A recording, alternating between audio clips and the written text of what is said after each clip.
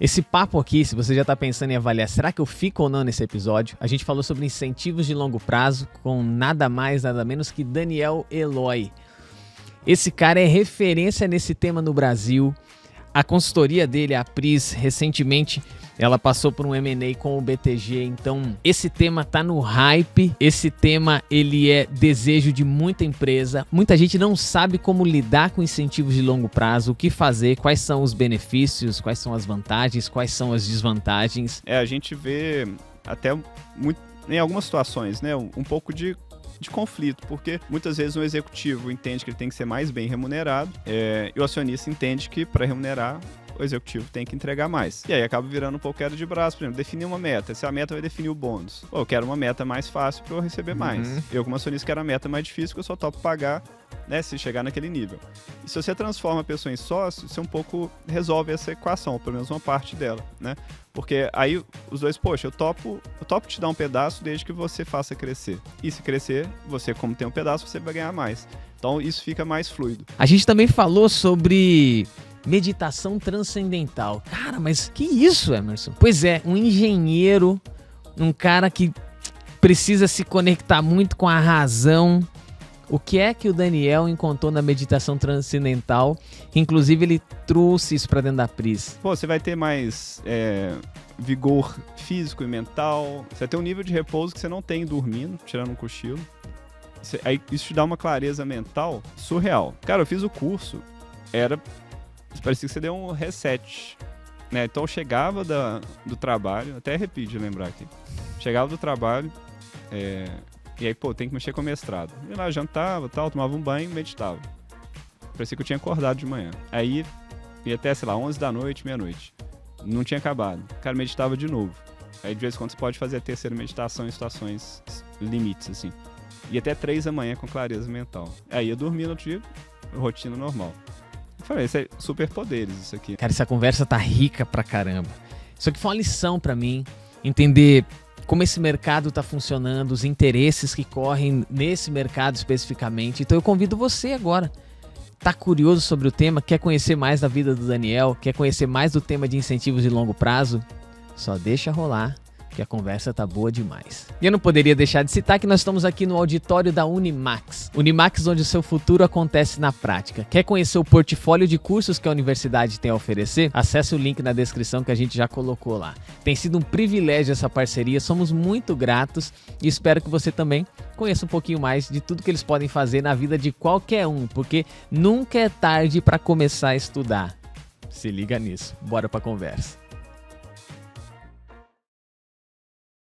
Daniel Eloy, seja muito bem-vindo ao Quinto Dia Útil, podcast da carreira. Muito obrigado, agradeço o convite, legal estar de novo aí com vocês. De novo, porque você esteve com a gente, cara, na pandemia, 2020, cara, segundo semestre ali, a gente fez a distância, um bate-papo. Exatamente. Eu lembro que foi, acho que episódio 13, eu guardei porque 13 é galo. Pô, cara, foi isso mesmo, a distância, como é que a gente se conectou? Eu nem lembro, meu. Alguém... alguma coisa, mercado, né? Acho que sim. Você se considera o guru do longo prazo no Brasil, assim, cara? Acho que não. Acho que não. Tem mais gente que sabe bastante também, né? Assim, eu tenho que reconhecer que eu acabo sabendo bastante porque eu trabalho com isso desde 2010, mais ou menos. 2010.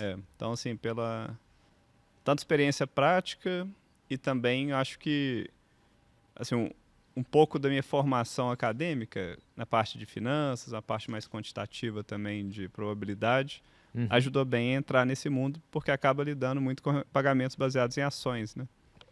Você se formou em quê?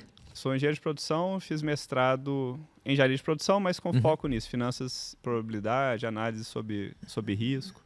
Então, sem saber, né, eu acabei preparando uma estrutura para depois facilitar. Eu ia até te perguntar isso, aqui a gente vai dar voltas, tá? Tá bom. Mas como é que a Pris nasceu? Ela nasce em 2010 com esse teu trabalho? Não. A Pris não nasceu para trabalhar com isso é curioso também, né? Conte. Ela nasceu durante meu mestrado, então até dar um passo atrás. Então, eu fiz engenharia de produção e trabalhava em consultoria já, era estagiário em consultoria, me formei, fui para uma outra consultoria em São Paulo, consultoria grande de estratégia. Qual era? Pode falar. Na McKinsey. McKinsey. Tempo, no programa em que eu ficava um tempo lá, ia para o Unibanco depois, fui para o Unibanco. Antes também da fusão, né, com o Itaú. E aí tive a oportunidade de empreender em Belo Horizonte com meu avô. Um negócio nada a ver também, era casa popular, um método construtivo que ele tinha inventado. E aí voltei, consegui fazer, passei na prova de mestrado, então assim, fui para fazer mestrado e empreender ao mesmo tempo, consegui uma licença até não remunerada de 2 anos para terminar o mestrado. E aí depois de um ano tentando nesse trabalho, né, isso foi 2007, não conseguimos fazer o negócio virar por uma série de questões, né, assim, falta de caixa, falta de expertise no tema. E aí o meu orientador de mestrado tinha uma oportunidade, assim, estava sendo demandado para alguns projetos para aplicar o que a gente estava estudando, que eram essas análises em ambiente de certeza, análises quantitativas em ambiente de certeza, e convidou eu e um colega para a gente montar um negócio para atender essas demandas. E assim, era fazer valuation de projeto, valuation de tecnologias até. Então, eu falei, não tem nada a ver com incentivo de longo prazo. Quer dizer... Isso foi em 2008, a gente começou então a Apris, né? E até curioso, né? Assim, a gente fazia precificação de coisas, de projetos, de patentes, de tecnologias. E a gente, na hora de buscar um nome, não tinha muita ideia, né? Meu último sobrenome, apesar de é Eloy, mas eu tenho um Santos depois, e ele tem Santiago, né? Então Santos e Santiago parecia mais uma dupla sertaneja do que uma empresa, né? Então a gente falou, vamos ver alguma fonte.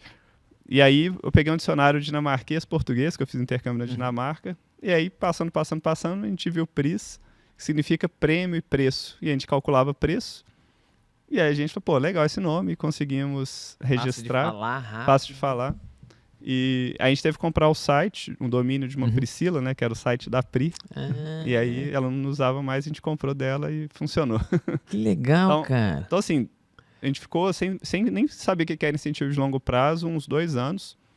E aí um cliente que contratava a gente para fazer algumas análises financeiras, uma empresa do setor de mineração, falou, poxa, vocês têm um domínio bom nessa parte quantitativa, já vi uns modelos em VBA também, Excel que vocês fizeram, eu queria uma ferramenta para contabilizar minhas stock options, que hoje eu pago uma consultoria externa.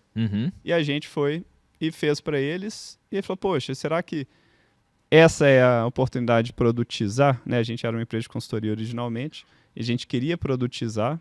Estava começando a ter uma conversa de software como serviço, né? De SaaS, nuvem, essas coisas. E aí a gente pesquisou, fora do Brasil tinha empresa que cuidava de ILP como um serviço com sistema, né? A gente olhou para uma que chamava Solium Capital, que depois acabou sendo comprado pelo Morgan Stanley, então a gente foi imitando eles até isso.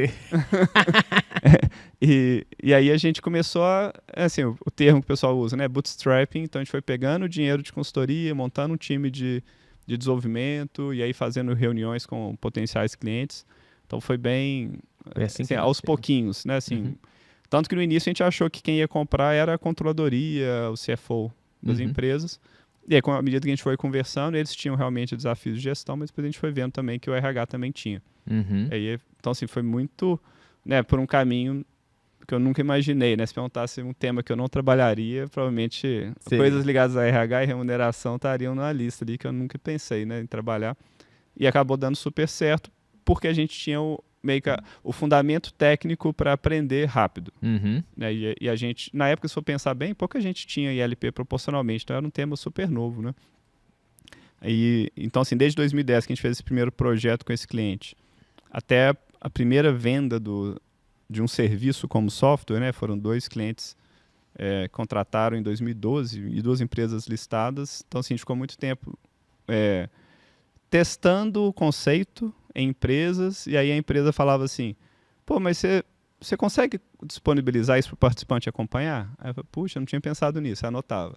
Você consegue fazer esse tipo de cálculo? Ainda não, aí eu anotava. Então a gente foi criando, hoje tem nomes bonitos, né? A gente foi criando um backlog de desenvolvimento do produto ali em visitas, que era uma coisa super nova ainda no mercado. Então foi por acaso. Cara, mas que por acaso interessante, né? A gente não faz nada sem ter uma intenção, né? Teatro Mágico tem uma música... Já ouviu falar dos caras, Teatro Mágico? Já. Os dispostos se atraem, os os opostos se distraem, né? Num lance desse, você estava muito focado em valuation, tem muita relação com esse mercado que você está hoje também. Então, querendo ou não, você fala, não tem relação? Cara, você já estava no meio do caminho ali, né? A nossa formação como ser humano se a gente começasse a tentar em algumas coisas, elas direcionam para a gente conseguir canalizar uns esforços, conhecimento, né? Exato. E eu acho que tem até mais explicações para isso, né? Que talvez a gente não tenha muita clareza. Mas uma coisa que eu acho que tem muita oportunidade é quando você conecta disciplinas.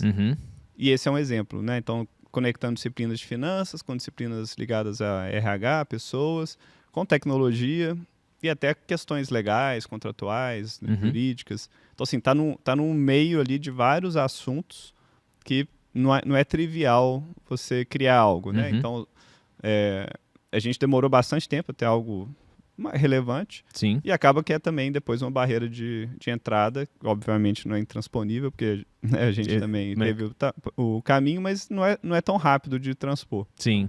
Acho que isso até permitiu que a gente não fosse uma empresa que originalmente captasse investimento para precisar crescer rápido, né? Porque assim, o mercado ainda estava amadurecendo, não era tão atrativo para outras empresas entrarem, tinha uma barreira de entrada irrelevante. Então, assim, uma série de características meio que permitiram a gente ir maturando o negócio aos poucos, crescendo de forma constante, mas não exponencial, até que durante a pandemia, inclusive, que a gente deu um salto de mais de dobrar de tamanho de ano para ano. Legal, né? Assim, cara. Então, foi meio acompanhando aquele boom que teve de IPO, né, um boom no mercado financeiro como um todo, mercado de capitais. A gente estava bem posicionado nessa hora. Legal. Quanto de mercado vocês têm para crescer? Como é que você mede isso? Pois é, esse é um bom desafio. A gente estava discutindo isso até essa semana, né? A gente pode olhar da perspectiva de empresas. Então, assim, tem muita coisa para crescer, tanto em empresas listadas quanto não listadas. Então, a gente tem muito espaço para crescer. A gente pode olhar isso também de volume de LP administrado, né? Que é uma métrica que lá fora faz muito sentido. A gente tem o nosso número até, né, a gente organizou o Pris Day recentemente, né? Esse número foi falado depois lá, sobre então ele também. Tá gravado lá. É uma outra forma de olhar, né? Assim, mas dá pra gente crescer, assim, mais que triplicar, quadruplicar, também dá para crescer muito ainda. Isso falando só Brasil, né? E naturalmente, quando o mercado de capitais reaquece, o número de clientes potenciais aumenta, porque nesse momento, as empresas querem criar planos de LP, querem expandir planos de LP, querem liquidar planos de LP, e as dores relacionadas a todo esse processo de administração, liquidação, contabilização vão aparecendo, né? Então, para a gente é bem positivo quando o mercado está mais animado do que está hoje, né? Assim, então, a gente está na expectativa de um novo ciclo que impulsiona a gente a crescer mais rápido. Né? Legal. O processo de valuation de vocês, quem é que fez? Foi o... Cara, a gente fez, eu fiz, né? Assim, até eu estudei muito isso, né? A gente fez um trabalho... Oi? Resgatando matériazinha resgatei bastante coisa. E a gente contou com a consultoria externa para ter uma segunda opinião, mas assim, é um processo de negociação, né? Então, obviamente, a gente tinha nossa referência, né? Tinha mais gente participando desse processo, né? Então, aí cada parte que estava interessada foi fazendo sua proposta, mas acaba que, assim, numa negociação dessa, não necessariamente você constrói um valuation a 4 mãos, né? Com outra parte. Então, meio que assim, você tem seus números, outra parte tem o dela, né? E não é só valuation também que importa, né? Tem muito mais coisa em jogo, né? Assim, regras depois, como vão ser... considerando que, via de regra, não era uma aquisição de 100%, como é que é a regra daqui para frente, como é que vai ser a governança, né? Se a gente mantinha uma operação Pris independente ou se a gente era incorporado. Tem N variáveis que entram numa negociação dessa, né? Então, às vezes o pessoal fala, pô, né, igual vender, né, uma coisa na esquina ali, né, assim, mas a discussão é muito mais desapega, profunda. né? Nesse caso não é assim. Porque assim, tem muita coisa, né? Tem um plano depois de trabalho junto, né? Não é uma venda de algo que você vai embora no dia seguinte, né? Assim, é quase não, né? É uma criação de uma nova sociedade. Então, é difícil escolher sócio, né? Então, aí nesse ponto a gente está bem satisfeito, né? Acho que a gente tem bastante coisa em comum do ponto de vista de enxergar a forma de trabalhar, de querer resolver aliador do cliente, sabe? Uhum. De, né, assim, não aceitar muito, não tem jeito e querer pensar uma solução. Isso é legal, que isso foi é legal. assim que vocês nasceram, né? Com Foi. essa velocidade para aprender rápido, para construir, né? Exato. E aí, nesse ponto, né, assim, eu acho que o BTG carrega isso bastante. Então, essa parte aqui, eu acho que não só agora, né, a gente acho que admira isso e está funcionando bem, como foi um dos fatores determinantes para a gente, do nosso lado, escolher o BTG como sócio também. Uhum. Então, A Pris nasceu, eu imagino que você não tinha isso na cabeça. Isso foi acontecendo no meio do caminho, cara? foi, a gente nunca pensou, assim, não que nunca pensou, mas nunca construiu falando assim, olha, vamos fazer a Pris chegar nisso e vender, né? Mas, por outro lado, a gente falou assim, quando for bom para todo mundo, né? Igual o jogador fala, né? Se for bom para todo mundo, para o time, né? Para mim, minha família. Aquele discurso padrão, mas é verdade, né? Esse foi o nosso discurso também. Então, meio que a gente tinha assim, uma referência de condições necessárias, mas de fato não foi. Tanto é que a gente não foi atrás de captação de recurso, né? Quando a empresa, muitas vezes, ela é feita para crescer rápido e ser vendida, então ela vai atrás de dinheiro para acelerar esse crescimento, ser vendida e aí segue o jogo. No nosso caso nem foi isso, né? A gente queria crescer de forma escalável, de forma mais consistente e se tivesse oportunidade, ótimo. Pela condição de mercado e olhando o mercado para fora, né? Até eu comentei, o Morgan Stanley comprou a Solium, que foi um benchmark que a gente teve lá atrás. O JP Morgan comprou uma empresa que chama Global Shares, que também é, né, um concorrente direto. O Morgan Stanley comprou uma outra empresa que chama E-Trade, que também tinha em LP um negócio relevante. Então a gente percebeu que a gente precisava ter essa última etapa da administração de LP dentro do nosso serviço. E a gente, obviamente, não é uma instituição financeira. A gente até olhou para se tornar, mas aí virou o rabo abanando o cachorro, porque o nível de compliance, controles, estrutura, custo de licença, tudo era muito alto. E não fazia sentido, né? A conta não ia fechar. Então a gente começou a conversar com potenciais parceiros. E aí, dentro dessas conversas, né, foi até curioso, né? A Isabel Bueno do Matos Filho, que eu acho que até já veio aqui 2 vezes com a gente. Legal. Ela a gente sempre encontra, né, em projetos juntos e se consulta. E aí ela fez a ponte com o BTG, que né? Legal, cara. João Dantas. E aí foi super boa conversa, né? Porque já era um tema que eles também já tinham percebido que tinha tido um movimento lá fora. Mas, obviamente, né, não foi a única empresa que a gente conversou, porque a gente não sabia nem qual era o modelo, né? A gente não estava conversando para vender. A gente estava conversando para fazer uma parceria e ver como é que podia ter, às vezes, uma remuneração cruzada. A gente não sabia o modelo. E aí, quando a gente também fez benchmarks lá fora, eu tinha um contato com uma pessoa que tinha sido, ainda eu acho, da E-Trade, que foi comprado pelo Morgan Stanley, e ele falou, cara, eu não acho que funciona parceria, não. Acho que tem que ser M&A, porque se for parceria, começa a ter algum tipo de conflito de interesse depois. Os clientes que são gerados vão ser de quem na parceria, né? E para eles não funcionaria, eles foram para o M&A, e aí, né, depois que a gente também conversou, entendeu lá fora, a gente entendeu que podia ser o melhor caminho.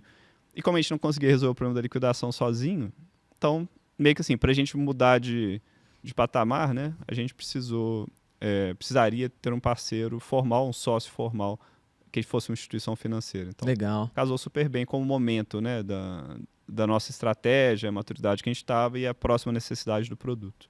Teve uma parceria antes, né? Mas acho que não era o mesmo fim. Vocês fizeram uma parceria com a Mercer também, uma época, né? Já tinha uma... Mas era outro objetivo, né? Assim, era mais uma parceria de indicações cruzadas, né? No caso do BTG é diferente, né? Porque assim, ali a gente está preocupado em liquidar o plano. Sim. E aí depois o BTG cuidar não só da empresa, mas também dos participantes, que a gente, obviamente, nem tinha essa expertise, né? E não conseguia fazer. E a Mercer não era para isso, né? A Mercer era mais, por exemplo, a gente ia fazer algum serviço ligado à remuneração, mas que não estava muito no nosso métier, a gente levava para eles e, né, eles também traziam, às vezes, clientes que iam usar a nossa solução de LP, né? Então era mais uma parceria no sentido comercial, sabe? Bom, eu vou explorar mais sobre isso porque é interessante também para quem te conhece, conhece a Pris. São muitas perguntas, então me perdoe se eu às vezes voltar em alguma outra, mas eu imagino, esse mercado hoje, na Bolsa, acho que são 5 milhões de brasileiros, é isso? Confesso que eu não sei de brasileiros, Não sei de brasileiro. Tem um número, mas não é tão relevante se a gente compara com o mercado americano, que é outro cenário, né? O BTG tem interesse, então, muito provavelmente ser uma corretora, você... ou provavelmente o cara já tenha um, mas no momento dele exercer, ele tem condições agora de conhecer o BTG, mas tem outros interesses ali dentro, né? O que mais o BTG quer com isso? O que vocês oferecem de portfólio? O que aumenta? Sim. Bom, vamos lá. Acho que a primeira parte é facilitar a vida de quem administra. Uhum. Então, quem já liquidou ILP, né? E a gente tem hoje clientes que usam BTG, tem clientes que não usam BTG, porque a gente já tinha os clientes que não usavam, né? Ninguém usava o BTG de forma integrada. Então, a primeira questão, tem um serviço, por exemplo, de escrituração que o BTG pode ofertar para os clientes, e isso facilita um pouco o processo operacional, né? Tradicionalmente, empresas usavam outros dois, principalmente players, né? E a gente hoje tem clientes que usam e a gente gera os documentos para transacionar, né? Não tem nenhum problema. Mas, de fato, tem uma facilidade operacional a empresa passar a ser cliente BTG de escrituração, que é um serviço. O segundo ponto é a parte de corretora que você citou, né? Então, a própria transação de transferência de ações para as pessoas, ela pode ser muito facilitada. E aí, hoje, né, a gente tem a API que conecta com o sistema do BTG. Inclusive, o participante consegue ver no app do BTG se a empresa integrou. No app do BTG a posição do ILP dele que está no PRIS. Que legal, sistema da PRIS. Então, ele consegue saber, junto com os investimentos pessoais dele, né, o que ele tem de LP, quando vai ficar vested. Então, a ideia é dar uma experiência melhor para o participante e, naturalmente, o participante passar a ter acesso à assessoria, ao suporte de investimento do BTG. Inclusive, tem um serviço que a gente está disponibilizando para os executivos, para as empresas que toparam fazer a integração, né, PRIS-BTG, que é liquidar pelo BTG, que é de assessoria e de planejamento financeiro. Então, tem um financial, né, planner, um planejador financeiro, com foco, vamos chamar aqui de bem-estar financeiro, que é o termo que a gente está usando, que é para ajudar os executivos até nas decisões de vida pessoal, pensando, por exemplo, em sucessão, em questões fiscais. Então, não é só o assessor de investimento que vai ofertar produtos, né, mas até um nível adicional de conhecimento. E aí, por exemplo, pode ajudar a pessoa em orientações, olha, seu ILP, né, você poderia, considerando o prazo de vesting, considerando a probabilidade de você ganhar ou não ganhar pelo desempenho das ações, você tem esse planejamento, por exemplo, né, de, sei lá, fazer uma casa. Então, ele pode ajudar a pensar um pouco mais sobre o planejamento de vida, o planejamento financeiro da pessoa. E aí, naturalmente, para o BTG, né, assim, são clientes interessantes, né, são clientes executivos, gerentes de grandes empresas. Então, meio que une o útil ao agradável. A gente facilita a vida da empresa, do ponto de vista operacional, dá uma experiência bem mais fluida, mais completa para o participante, e aí, tanto para a PRIS quanto para o BTG, você tem um aumento de portfólio de clientes, né? Para a gente tem uma oferta de valor mais completa para a empresa topar administrar o plano com a gente, e para o BTG também, né? Além da própria empresa ser cliente de outros produtos, como eu falei, BTG, além de escrituração, tem serviço de previdência para os colaboradores, tem folha de pagamento, né? Então tem uma suite de soluções para RH mais completa, então esse cross-sell é acelerado, né? E também, naturalmente, os participantes passam a conhecer o BTG, né, e podem passar a ser clientes na pessoa física também. Então é meio que esse ecossistema, né? E a gente não está fazendo nada muito diferente do que aconteceu lá fora um pouco antes. É curioso que a gente até percebe isso. No Brasil, parece que tem um delay ali de uns 3, 4 anos do que vai acontecer. Teve esse movimento, né, das empresas de finanças entrarem em LP. Teve uma onda de performance shares, então as empresas saírem um pouco de stock option, ir para ações restritas, depois para performance shares. Aconteceu isso aqui no Brasil e agora ainda está, né, meio que terminando essa onda de todo mundo querer fazer performance share. Então a gente vê um tanto de coisa que acontece lá vindo para cá depois. Outro tema que a gente falou recentemente, né, aqueles guidelines de manutenção de ações, Share Ownership Guidelines, que lá fora já é formal, executivos de grandes empresas têm que manter um volume do capital pessoal dele em ações da empresa onde ele trabalha. Pele no jogo. Exatamente. Né, o famoso skin in the game, né, a pele em jogo.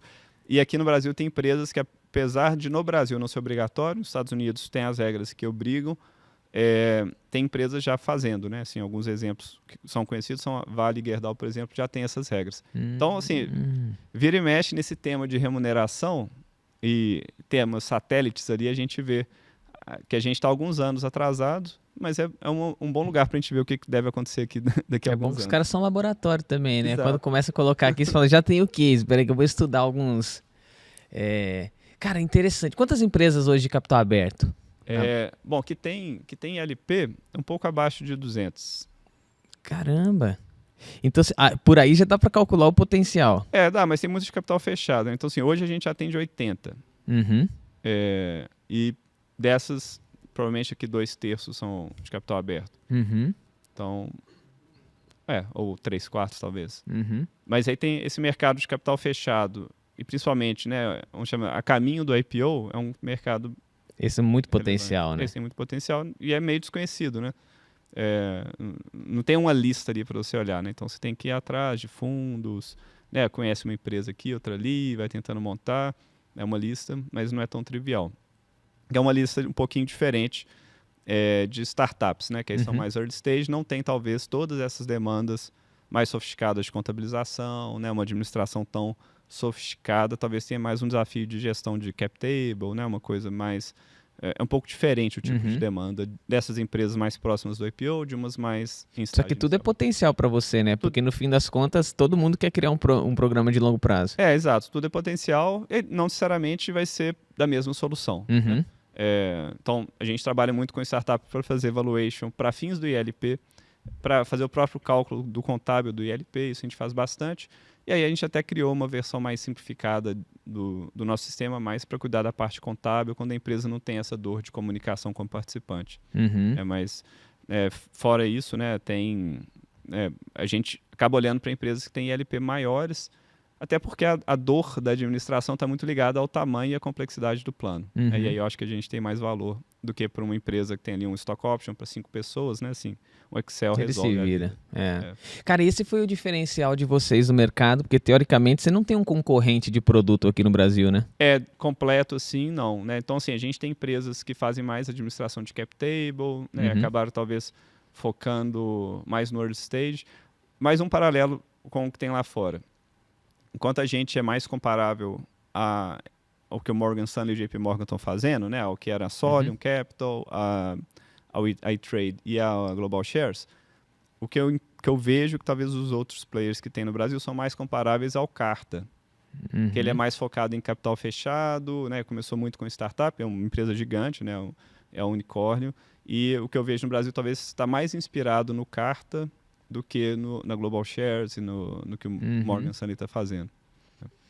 Cara, que mercado interessante, cara. Essa virada, e agora eu vou conectando alguns pontos que você veio falando, eu vou voltando aqui. Essa virada para entender que teu público é RH, e necessariamente, o Pris Day estava marcado, era puro RH? Muito mais RH. Tinha outras áreas. Tinha pessoas que a gente trabalhou de controladoria, finanças, RI, mas provavelmente ali uns 70%, 80% estava mais para RH. E assim, foi indo aos poucos, né? Porque a solução começou como uma solução para o contábil financeiro. Aliás, ela é super completa para isso, né? Assim, de acordo com os padrões internacionais, integra já com ERP, é super completa para a parte financeira também. Vai formando esse mercado. O Pris Day, quantos eventos já foram? Foi o segundo agora. É o segundo? Foi o segundo. Você faz onde em São Paulo? É na sede do BTG, no auditório da sede do BTG. Ano passado foi também? Foi também. Ele veio já conectado com essa ideia? Porque ali vocês apresentam o portfólio, trazem palestrantes. Isso, foi. A gente pensou que tinha que fazer alguma coisa ali. No Brasil ainda não tem uma comunidade forte de LP. Lá fora tem mais comunidades, né? E aqui no Brasil ainda é um tema relativamente novo, comparado com o que tem lá fora. Então, poxa, já que a gente trabalha com isso em tanto tempo, né? Vamos criar um primeiro evento específico de LP. E aí os feedbacks dos 2 anos foram muito bons. Esse ano, assim, não tinha lugar para sentar, né? O time da Pris que estava lá, e era bastante gente, teve que ser alocado em outras salas e ver pela televisão mesmo. Legal. Que você faz o digital e o presencial, né? Então não cabia, não tinha mais como sentar a gente. Foi bem legal. Do ponto de vista de expansão de mercado, eu sou um marqueteiro, gosto pra caramba disso. Eu perguntaria, o que você tem de estratégia na mão agora para aumentar essa comunidade? Esse evento é um passo, mas como que você direciona essa expansão, cara? A gente tem feito várias iniciativas, que assim, de novo, como é um tema relativamente novo e complexo, a gente olha com muito carinho para a parte educacional. Uhum. Então, o que mais acontece é alguém pedir, pô, Daniel, tem uma referência sobre o assunto, estou querendo trazer esse tema aqui para a empresa, né, ou alguma questão contábil. Então, assim, a gente tem o Pris Day, a gente lançou uma revista até no próprio Pris Day desse ano, que ela é destinada para gestores de RH, mas principalmente para até participantes de LP, para ele olhar, de programa de LP, né, para ele olhar para o que ele tem e entender um pouco mais o que é aquilo, como que ele tira benefício daquilo, como que aquilo pode conectar com a vida pessoal financeira dele, o que ele tem que tomar cuidado. Então, assim, tem um pouco de educação para o participante através dessa revista. Que ela é como é a tiragem dela? É digital e... É digital e teve física também. No evento a gente distribuiu ela física. Você faz quantas vezes? É mensal, semestral? Ela foi a primeira, né? Assim, eu acho que provavelmente vai ser algo como bimestral ou trimestral. Uhum. A gente tem uma conversa online, tipo um podcast específico de LP, que é o Papo Pris. Então, a gente também tem feito com alguma frequência, com convidados, um pouco no formato aqui, né? Só que é específico de LP. A gente faz uma pesquisa também a cada 2 anos, com base nas informações dos nossos clientes, e tem uma parte boa dela que é gratuita. Então, assim, a gente tem tentado várias rotas aqui de educar. E aí, no Pris Day, a gente criou uma comunidade também. Para quem quisesse entrar, a gente vai distribuir conteúdos gratuitos de LP e dar benefícios também para quem faz parte. Uma comunidade, por enquanto, está no WhatsApp. A gente já teve uma adesão bem legal no Pris Day. A gente já divulgou, inclusive, os próprios conteúdos das palestras. Para quem está na comunidade, a gente já disponibilizou os PowerPoints, por exemplo, né? Sei lá, 180 slides, já é bom nível, assim, para o pessoal. Que legal, cara. Pô, é o papo com o presidente aqui, né? Então eu preciso... Como é que era a tua cadeira? Você tinha um título de cargo? Não tinha. A gente até... Isso foi um tema interessante. A gente não tinha uma estrutura de cargos muito definida. A gente usava um conceito de holarquia, que é meio assim, você tem papéis, mas você não tem uma hierarquia, uma ingerência sobre as pessoas. E aí, esse foi um tema interessante, porque assim, funcionou muito bem quando a gente, sei lá, tinha lá nossas 20, 30, 50 pessoas.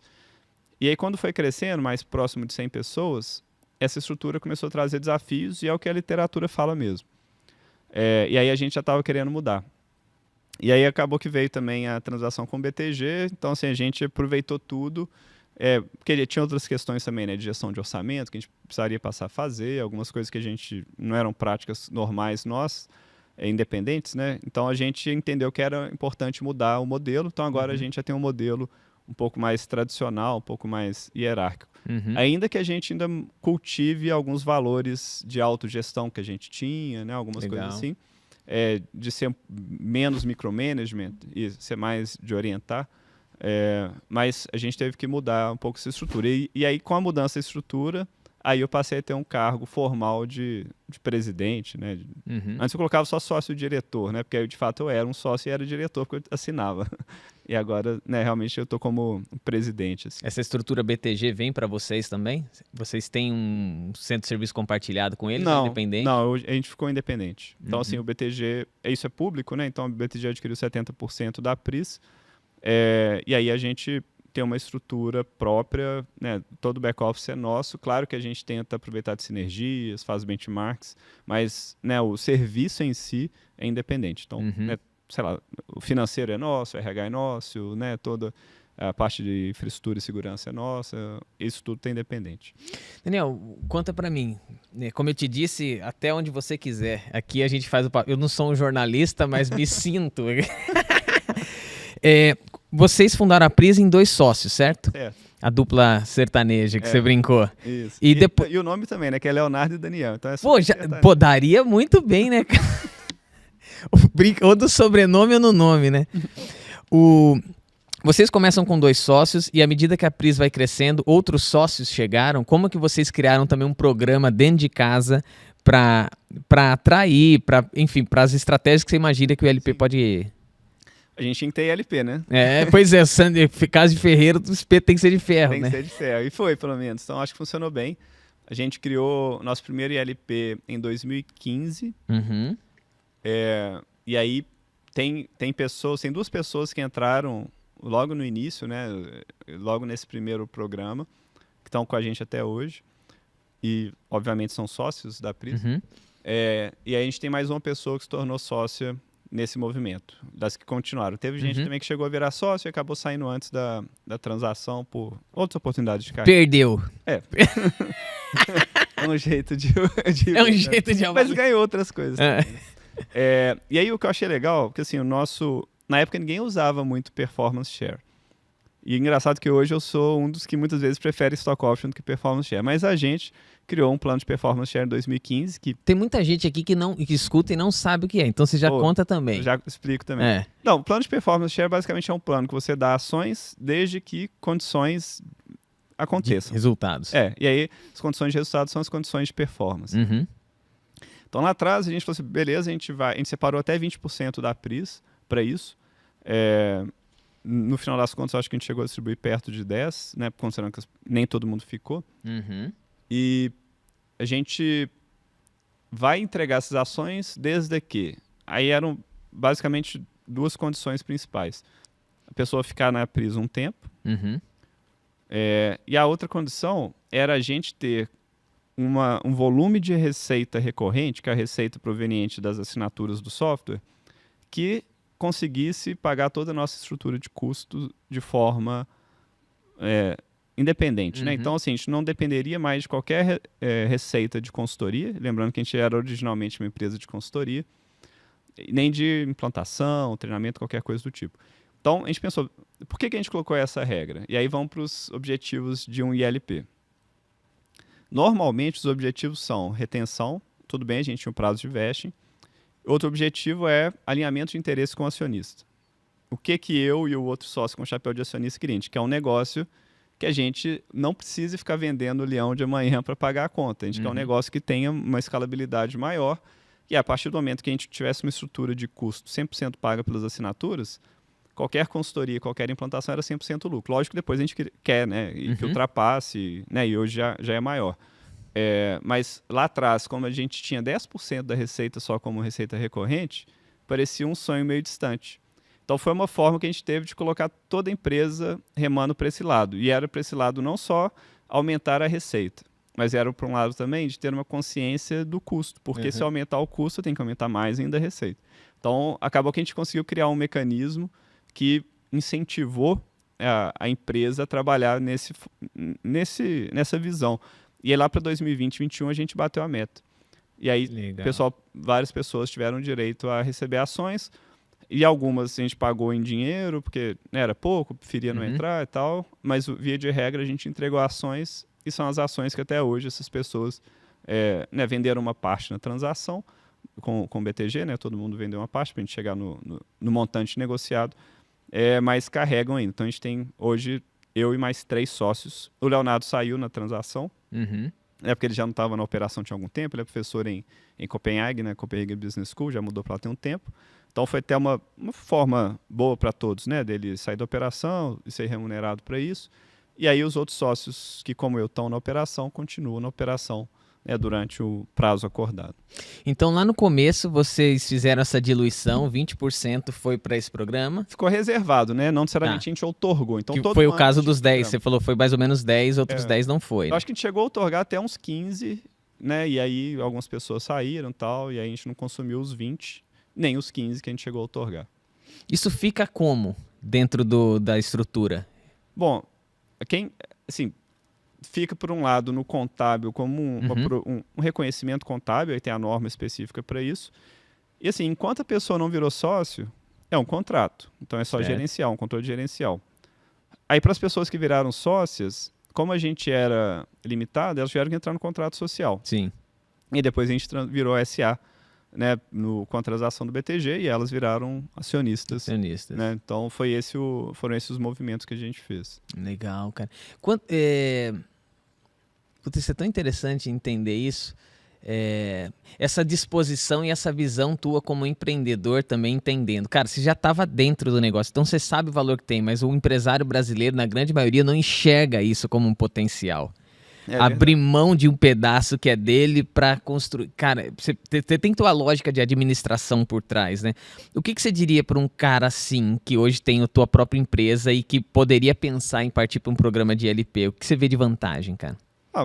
acho que as maiores vantagens é difícil você ter alguém que vai contribuir para o seu negócio tanto tempo e com tanto sangue no olho ou skin in the game, né? Então, e aí por isso a gente vê às vezes muito turnover, né? Uma dificuldade de contratar lideranças. O que eu vejo é o ILP como uma ferramenta para auxiliar nisso, não a única, né? Mas é uma ferramenta para você ter, assim, sócios mesmo para posições que são difíceis você formar ou contratar no mercado alguém que está comprometido com a empresa. A gente vê até em algumas situações, né? Um pouco de conflito, porque muitas vezes um executivo entende que ele tem que ser mais bem remunerado, e o acionista entende que para remunerar o executivo tem que entregar mais. E aí acaba virando um pouco queda de braço. Por exemplo, definir uma meta. Se a meta vai definir o bônus. Pô, eu quero uma meta mais fácil para eu receber mais. Eu, como acionista, quero a meta mais difícil, que eu só topo pagar, né, se chegar naquele nível. E se você transforma a pessoa em sócio, você um pouco resolve essa equação, ou pelo menos uma parte dela, né? Porque aí os dois, poxa, eu topo te dar um pedaço desde que você faça crescer. E se crescer, você, como tem um pedaço, você vai ganhar mais. Então, isso fica mais fluido. E é interessante, assim, a gente teve esse pensamento lá atrás, e falando, né, assim, da sinergia, um pouco de forma de pensar com o BTG, que o BTG tem um plano de sócio, né, um plano de partnership, que é super famoso e que tem como objetivo isso. Então, assim, uma parte relevante do banco é dos sócios do banco. E aí você vê lá muito forte, muito presente, essa cultura de dono. E é o que a gente buscou quando a gente criou o nosso LP e que a gente vê nitidamente, né, em quem é sócio, essa cultura de dono, né, um inconformismo de qualquer coisa que não está no nível que poderia estar, sabe? E querer resolver qualquer bola que está quicando. E não necessariamente você tem isso num trabalho tradicional, né, que a pessoa vai ali e recebe o bônus. Muitas empresas tentam resolver isso com planos de metas vinculadas à entrega, bônus vinculados à meta. Só que é super difícil, porque você sempre entra nesse aprendizado de que quanto mais fácil a minha meta for, mais dinheiro eu ganho, né? Então, você acaba criando um dispositivo um pouco desafiador de manter as metas certas para as pessoas. E aí eu acho que o ILP resolve isso muito bem, né? Porque se você entrega, você vai pagar com base no valor da empresa e às vezes com metas de longo prazo, e a pessoa acredita naquilo, ela vai te ajudar ali com unhas e dentes a construir aquilo que foi combinado, sabe? Sim. Então, acho que é um bom caminho, né? E aí, claro, tem ILPs e ILPs, né? Assim, o que a gente fez funcionou pra gente bem no contexto que a gente estava. Talvez se eu fosse desenhar um hoje, teria que ser diferente. Por que hoje? A gente já resolveu a questão da receita recorrente, né, por exemplo. Então, assim, não é isso que eu estou olhando mais, estou olhando para outros indicadores. Você está me fazendo refletir, assim, existe também um risco do lobo tomar conta das ovelhas, né? Porque, de fato, você ser um acionista e ter influência na criação dessas metas faz com que você... Porque pro acionista ou ele tem dividendos, ou ele trabalha no negócio e é remunerado por aquilo. Mas o dinheiro para vir pro bolso dele é dividendo. Sim. Ou um programa como esse. Eu tô pensando no caso do Elon Musk, que foi aquela bolada bilionária que existia um plano e o conselho... Eu nem sei como foi o julgamento final, eu sei que bloquearam essa possibilidade. Você tem, não sei, essa... Não sei. É recente agora aqui, né? O fechamento, o desfecho, né? Porque o negócio acho que vem de 2020, 2021, alguma coisa assim.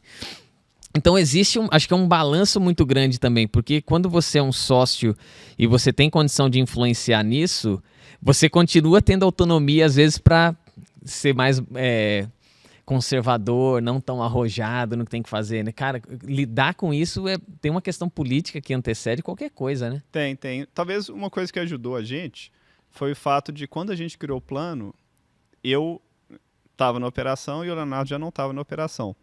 Então, né, assim, acaba virando uma negociação interessante. Um balanço.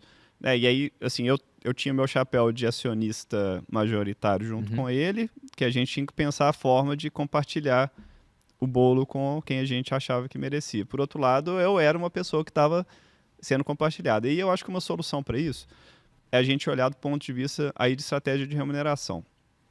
Então, assim, se eu fosse contratar no mercado alguém para fazer o que o Daniel faz, quanto que essa pessoa tinha que ganhar? Qual que é o pacote dela?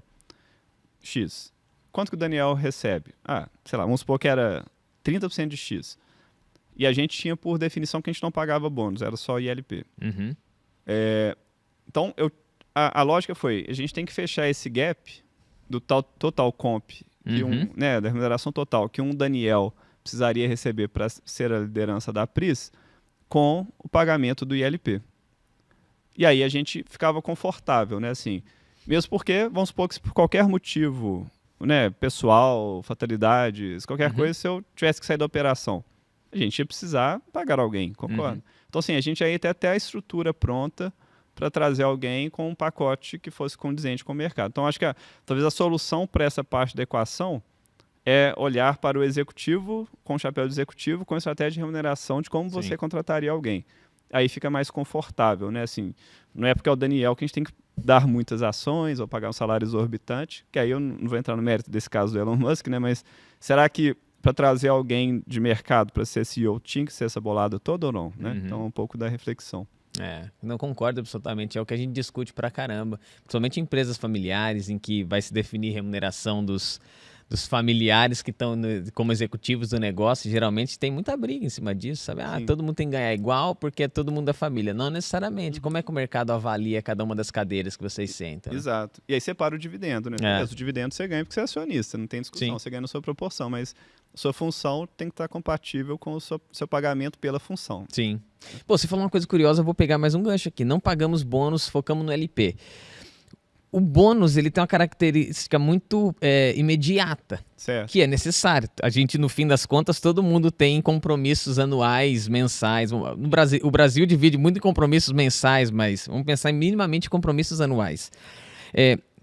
Quais são as vantagens e as dificuldades de ter um modelo, uma concepção formatada nessa lógica, assim, cara? E aí, só antes de eu responder, né, eu separar a linha do tempo. Então, assim, até a transação com o BTG, a gente não tinha bônus e tinha LP. Pós-transação, virou o contrário. E aí é uma questão mais né, societária e tal. Então, assim, vou responder olhando para trás. Tá bom. Assim, o bônus, ele é uma distribuição de uma parte do resultado. Então, no nosso caso, é até simples a resposta. A gente não queria distribuir parte do resultado, a gente queria reinvestir. E a gente queria dar um ILP maior para compensar isso. E aí, desde que a pessoa ficasse com a gente, ela ia ser bem remunerada no final. Então, assim, muito provavelmente, para quem ficou como sócio, e participou principalmente desde a primeira outorga, o que ela poderia ganhar de bônus em reais acumulado dá muito menos do que ela, de fato, ganhou, né, e ganhará como sócia, que ela acreditou no ILP até o final, entendeu? Então, era quase que uma aposta conjunta. Cara, vamos não distribuir esse dinheiro, porque a gente acha que lá na frente a gente vai fazer esse negócio crescer, seja como dividendo, seja como venda para alguém, você provavelmente vai ganhar mais. E aí, para essas pessoas, realmente aconteceu. Reconheço também que, como a gente não contrata na média pessoas tão sêniores, né? Assim, muita gente de mais... forma, né? A pessoa é mais imediatista e não é nenhuma crítica, né? Assim, a pessoa quer viajar, né? Ela quer pegar um apartamento melhor, né? E assim vai. E ela precisa aumentar a remuneração dela no curto prazo também. Então, não é tão simples você fazer uma venda de um ILP somente nessa parte mais inicial da carreira, né?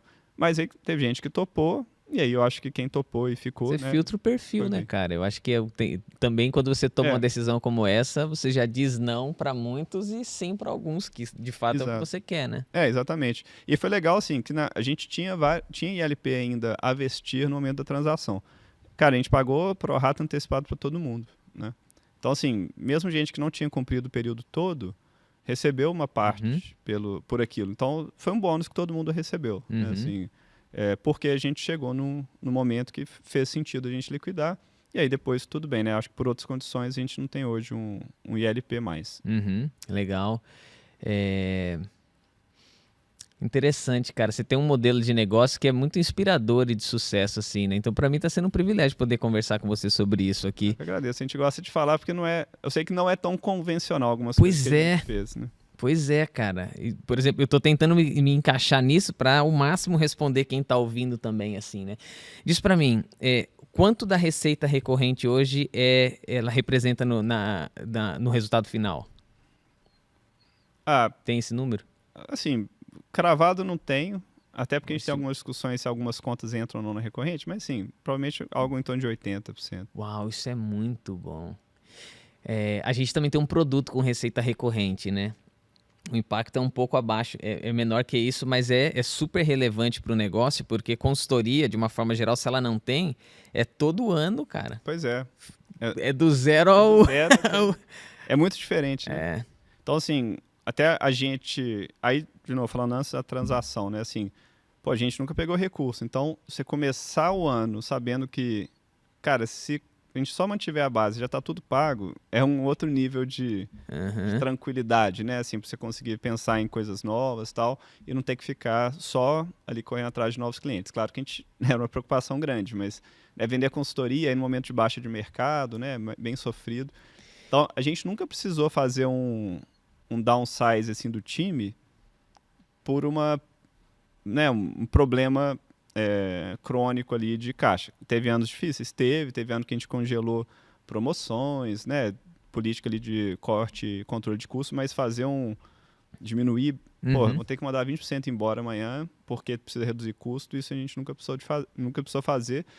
E aí vem outro ponto, né? Além dessa preocupação de ter receita recorrente, que obviamente no início a gente não tinha, lá atrás, no início, antes de eu saber o que era ILP, a gente, nos primeiros meses de Pris, a gente vendeu bons projetos, assim, sabe? Um dinheiro muito bom que, né, garantia ali, sei lá, mais de 1 ano, 2 anos até de sobrevivência. E a gente distribuiu esse dinheiro e aí depois a gente ficou 6 meses sem vender nada, que foi naquela crise de 2000 e 2009. E aí a gente ficou muito impressionado, né? Assim, cara, a gente tem que ter uma regra muito restrita de distribuição do caixa. E a gente, desde o início, então, né, que tem a fala, cash is king, né? E é isso, cara. Então, assim, a gente definiu, olha, a gente tem que ser sempre X meses de caixa, de operação em caixa. Então, assim, se tomar cano de todo mundo, se cancelar todos os contratos, a gente precisa sobreviver X meses.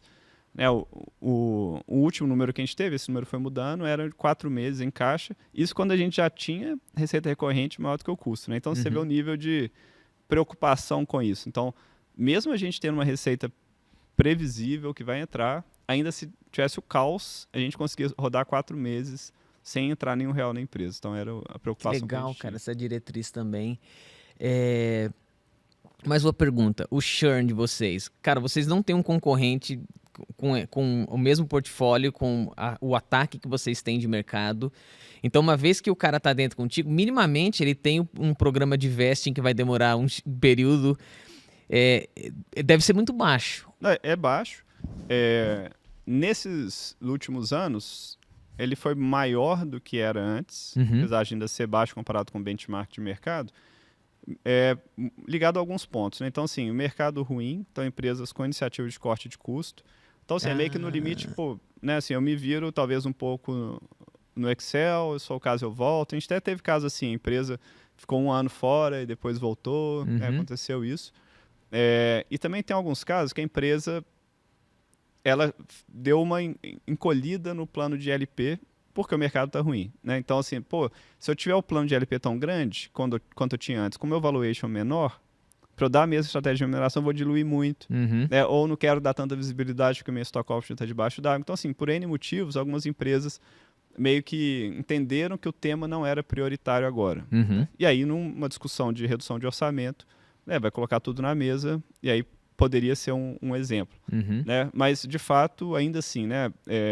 Uma oferta completa como essa, aí não tem, né? Tanto é que às vezes a empresa ela deixa de contratar o sistema, contrata a gente como consultoria, roda um tempo e depois volta para o sistema. Né? Então, já tiveram casos assim.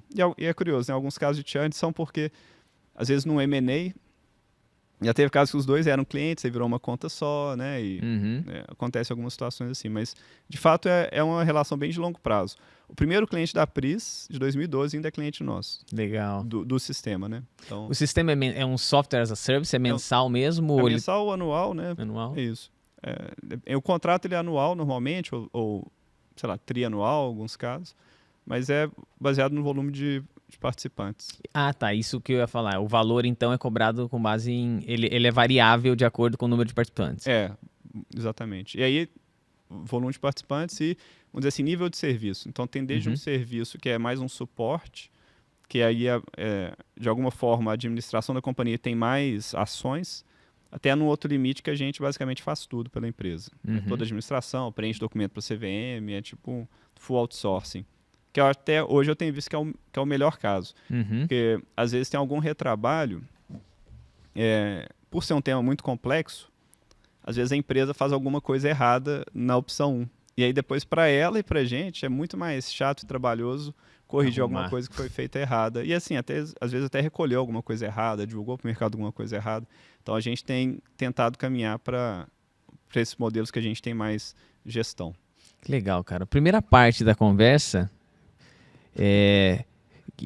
as pessoas são sedentas pro conteúdo, dizem assim, Emerson, vai logo, pergunta não sei o que. Eu falei, não, mas eu tô interessado no convidado. Então agora a parte 2 é, que história é essa no Nepal, cara?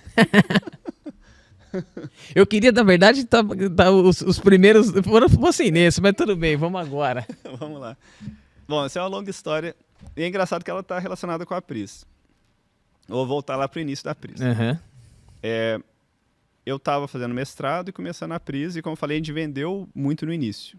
Então, assim, estava bem desgastante, por mais que eu tinha sido bem treinado a trabalhar até de madrugada nas minhas experiências iniciais de carreira, estava muito puxado, porque assim, às vezes eu trabalhava no cliente até umas 8 da noite, tinha que mexer com o mestrado ainda para ir para aula no outro dia e depois da aula voltar para o cliente, então era quase 24/7, né? Estava bem puxado. E aí a gente contratou a nossa primeira estagiária, que até uma amiga minha, fazia o mesmo curso que eu fiz e que o meu sócio era professor, engenharia de produção. E ela falou, Daniel, eu fiz um curso aqui super legal, meditação transcendental. Acho que você devia fazer isso, porque, né, pô, o negócio é muito bom. Pô, ela olhou pra tua rotina e falou, bicho, se esse cara não se cuidar, não vai até o fim, Se você sobreviver, eu acho que você devia fazer.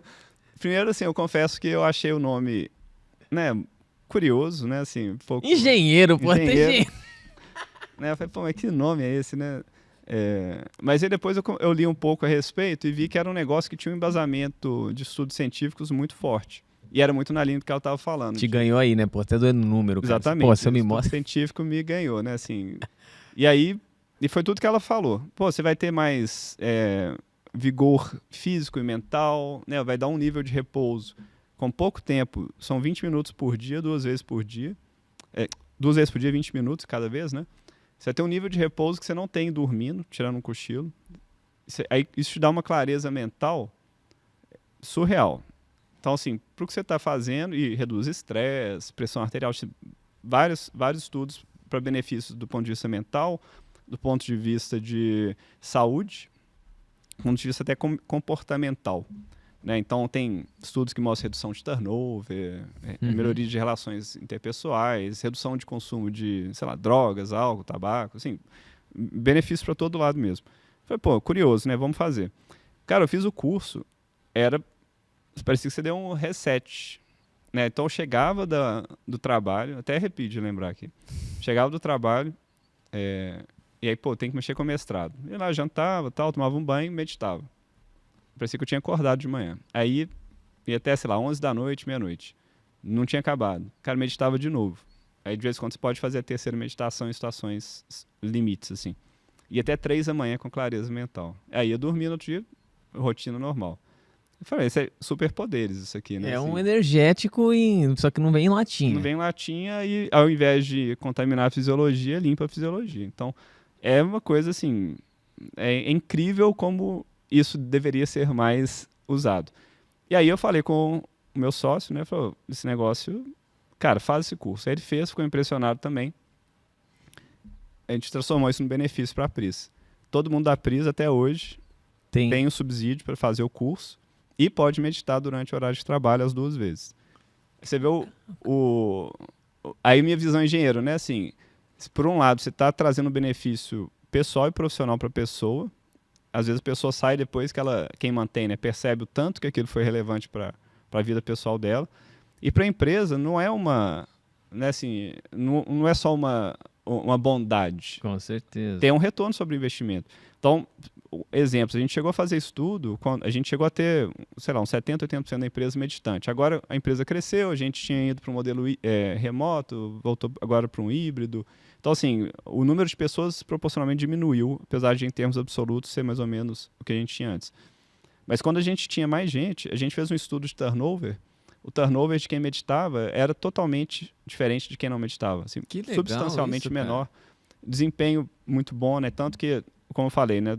Dos sócios, somos 4 sócios hoje, só uma não aprendeu, né? E os outros 2 aprenderam e são meditantes regulares. E eu também, né? Obviamente. Então, foi uma coisa que entrou na nossa cultura pelo benefício também para a Pris, para o negócio, entendeu? Então, assim, é algo que tem um retorno sobre o investimento que é quase que imensurável. Parece, pô, você vai perder 40 minutos do trabalho da pessoa, assumindo que ela trabalha 8 horas, né, todo dia. Cara, mas vale muito mais. O que você prefere? 8 horas Mal produzidas ou, né, às vezes, 7 horas a pessoa voando? É fácil escolher.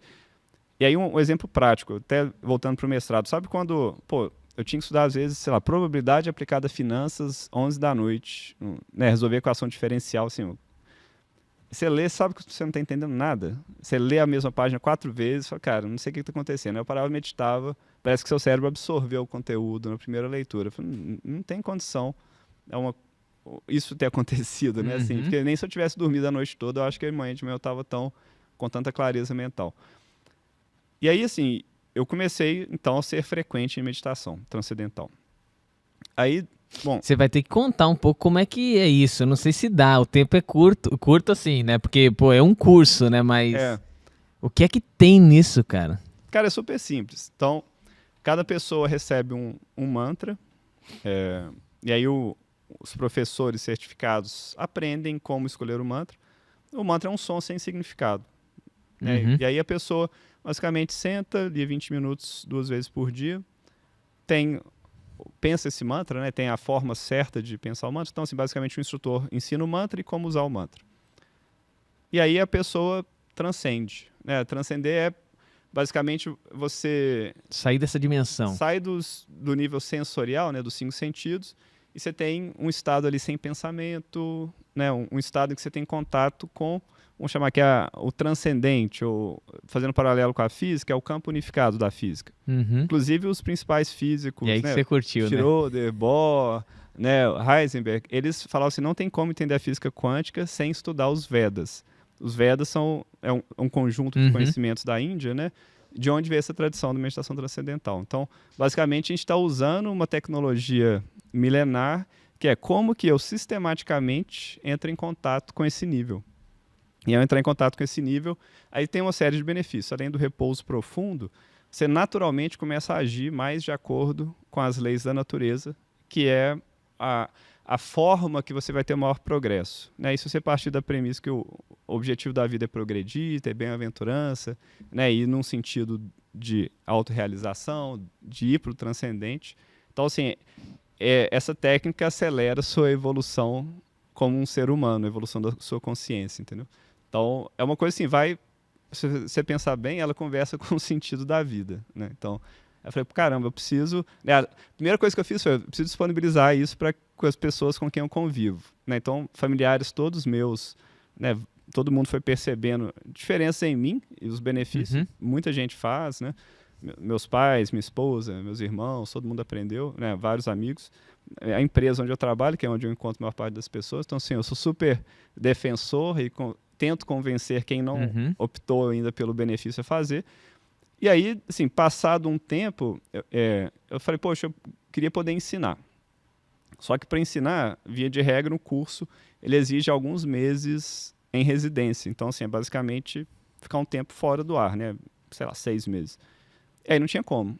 E aí fizeram, durante a pandemia, criaram uma turma específica que acabou permitindo que uma parte desse tempo fosse feita online. Então, assim, eu fiquei mais de ano, né? Assim, foi antes até da gente começar a negociação do M&A, comecei a fazer o curso online, e a fase final desse curso foram 5 semanas no Nepal. Então, foi basicamente para isso, né? Para eu terminar uma formação que eu estava fazendo já há algum tempo, para poder ensinar pessoas a meditação transcendental. Então, essa história é longa, né? Mas se for pensar, foi a própria Pris que me puxou a conhecer, né, virar um meditante assíduo e, né, um defensor e agora professor. E é engraçado, assim, tem muita gente... Então agora você consegue encontrar o mantra, né? E posso... você pode fazer a direção de alguém. Posso, já iniciei um pouco mais de 10 pessoas até agora, desde que eu voltei. Nesse que eu faço um curso por mês, mais ou menos, né? Assim, é quase que um hobby, né? Hoje, considerando a proporção de tempo de trabalho com a Prise como professor. É claro que é um hobby que eu acho que tem muito valor também, porque ela não é só para mim, né? Para quem recebe também. Mas, assim, eu tenho conseguido, uma vez por mês eu dou um curso, inicio ali 1, 2 pessoas, 3 pessoas. Cara, agora tenta me explicar o seguinte, porque já que você descola dessa dimensão, eu estou tentando encontrar...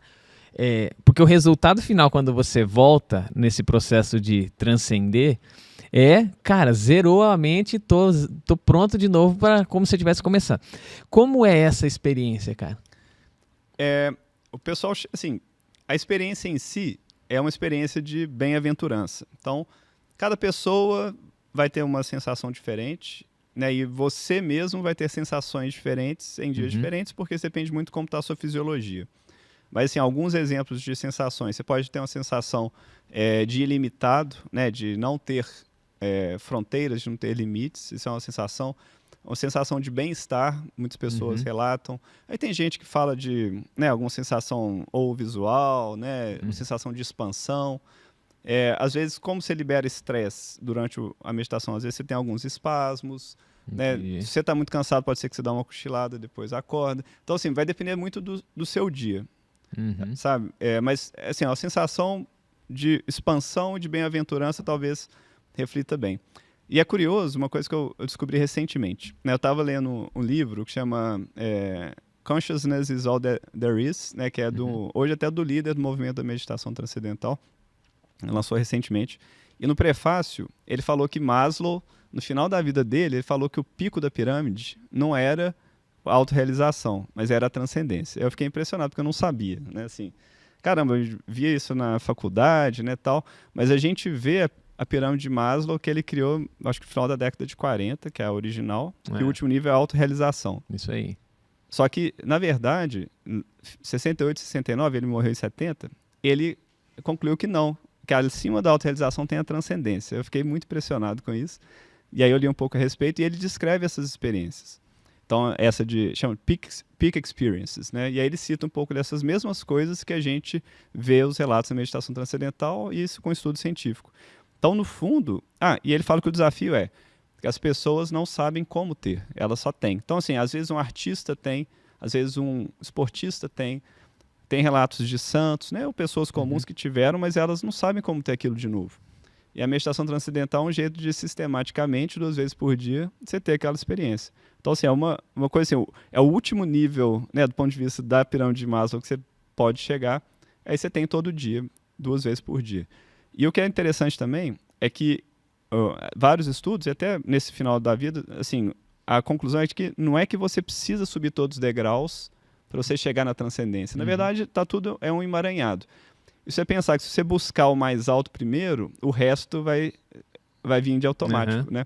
Então, assim, se você tem um nível de transcendência, automaticamente você tem mais segurança, você tem uma relação social melhor, e é isso que os estudos da meditação transcendental mostram. Então, assim, eu fiquei muito impressionado que é tipo a mesma coisa explicada por 2 perspectivas diferentes e reconhecidas, né? Eu ia perguntar, você é uma pessoa religiosa ou não? Nunca foi?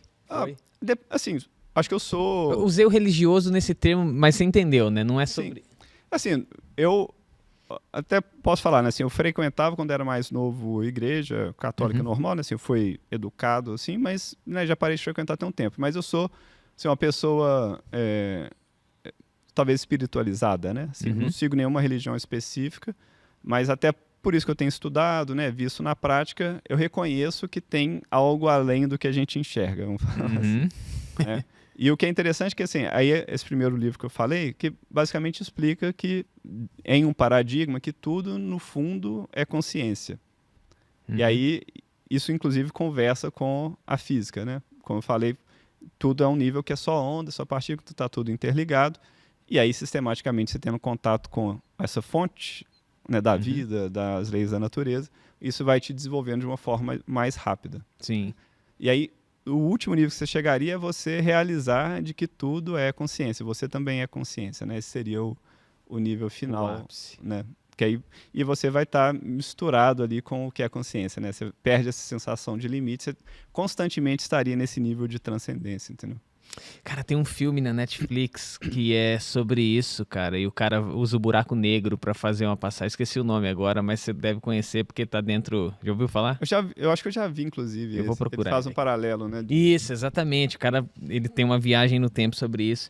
Mas você sabe que acima da autorrealização, a transcendência, eu perguntei se é religioso, porque você então, na Igreja Católica, você vai lembrar dos fundamentos, né? Quando a gente pega e Jesus está 40 dias no deserto, o que ele fez?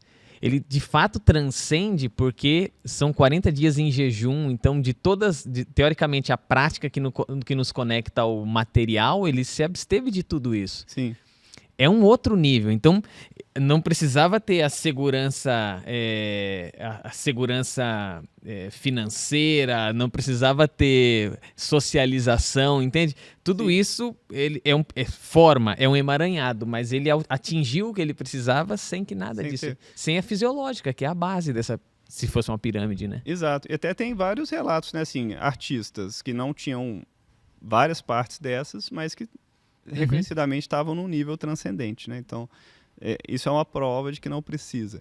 E aí falando de religião, né? Assim, acho que até fala, buscai o reino de Deus, tudo será adicionado. Que é a mesma ideia, né? O reino de Deus é o transcendente, né? Então, tudo é adicionado para você em automático, né? Assim, é o mesmo princípio. E não é só na religião católica que tem esse princípio. Sim. De que, né, você é a mesma coisa do todo, né? Know thyself também, tem, né? Conheça a ti mesmo, né? No fundo é isso, né? Descubra que você é também, né, a mesma coisa que tudo, né? Que tudo é consciência no final das contas. Rapaz, que legal isso, interessante. Então, isso que eu fui fazer lá no Nepal. Cara, e com você na Pris, você aplica o curso? Com o professor Daniel é exclusivo? Não, é o contrário, né? Eu não aplico na Pris, né? Para não criar nenhum tipo de conflito. Então, assim, a mesma instrutora que me ensinou, né, a professora Eliana, que aí, até hoje, ela que ensina lá. Então, até essa semana agora está tendo curso lá. Tem gente da Pris aprendendo hoje, eu acho que ontem, ou hoje, essa semana. Uhum. E que hora você vai fazer a sua meditação? Já vim meditando, né? Assim, eu meditei no avião vindo para cá. E aí, no final do dia, eu faço a segunda, voltando também. Mas não passo... É igual tomar banho, só que é o banho, né, pra mente, pra fisiologia. Espiritual. Pode dizer espiritual? Pode. Ou não material, né? Não talvez. Material. Só pra não ter a conotação, né, religiosa, né? Então, o espiritual dá essa conotação? Dependendo da pessoa, sim, né? Eu não... Pra mim, não tem nenhum problema, mas dependendo como a pessoa, então, assim, talvez eu prefiro falar de material e não material, né? Porque fica mais isento possível. Tá. Bom, eu curti esse tema, que bom. Daria pra gente ir muito mais longe, mas aí o Emerson curioso, eu não sei se todo mundo se interessa por isso.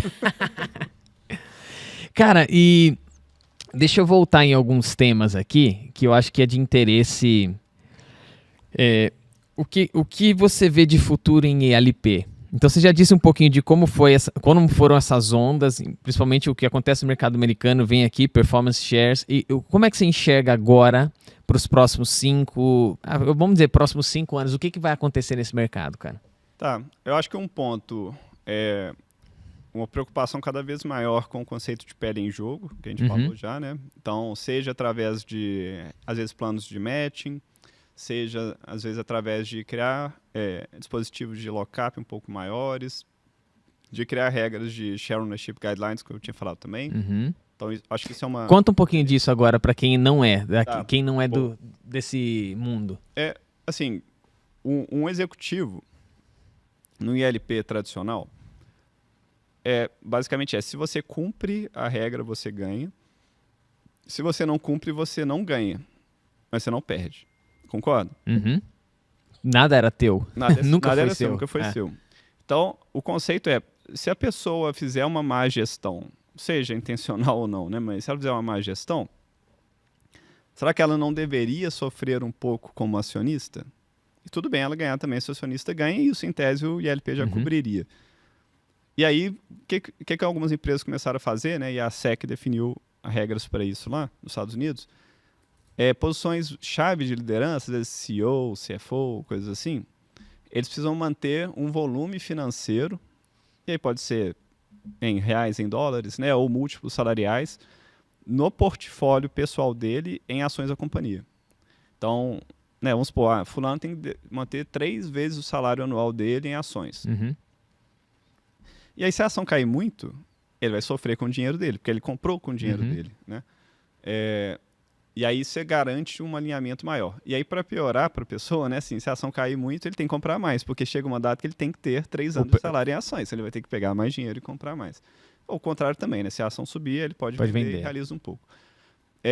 E aí pode ser múltiplo salarial em valores, né? Mas a ideia é o skin the game ao pé da letra aqui. Então, se tem um problema grande, né? No Brasil, você falou que é Gerdau, Vale? Vale Gerdau, eu sei que tem aqui, eu sei que tem outras empresas estudando, mas que tem Vale Gerdau.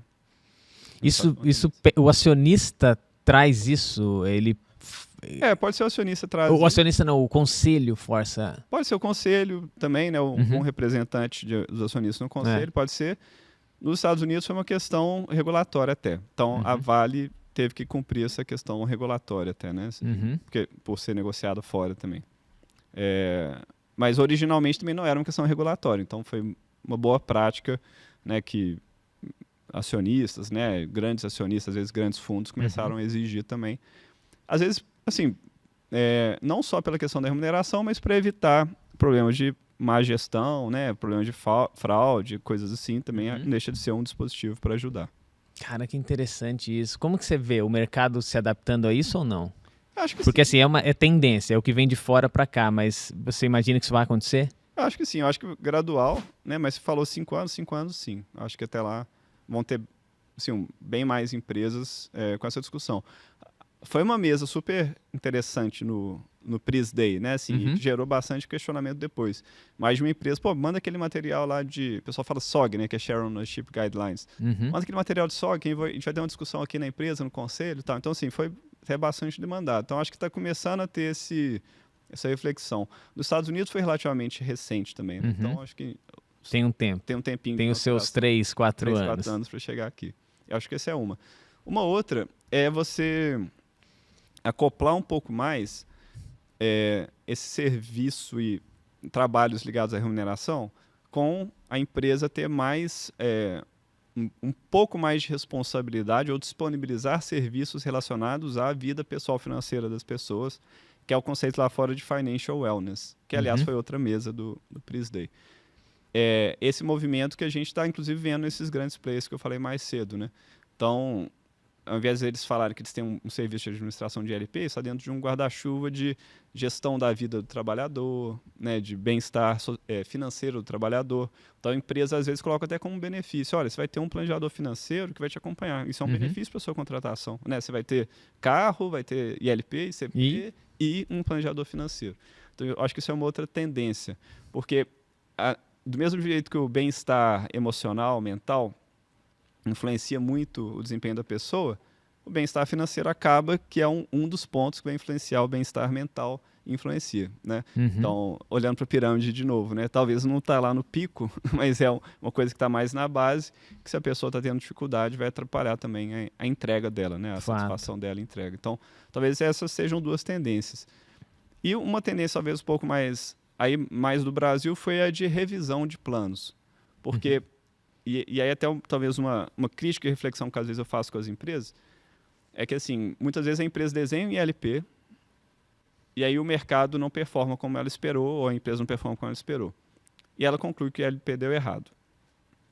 E aí muitas empresas falam, então, se é um stock options, eu vou mexer no strike price, vou baixar o strike price, vou transformar num plano de ações.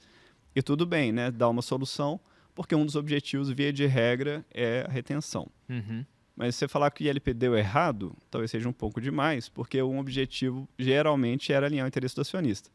E o acionista está ganhando alguma coisa agora ou está perdendo? Né? Será que ele perdeu, assim, mais que você? Deu errado para quem? Para quem? Né? Então, e ele perdeu, talvez ele perdeu mais do que você deixou de ganhar. Né?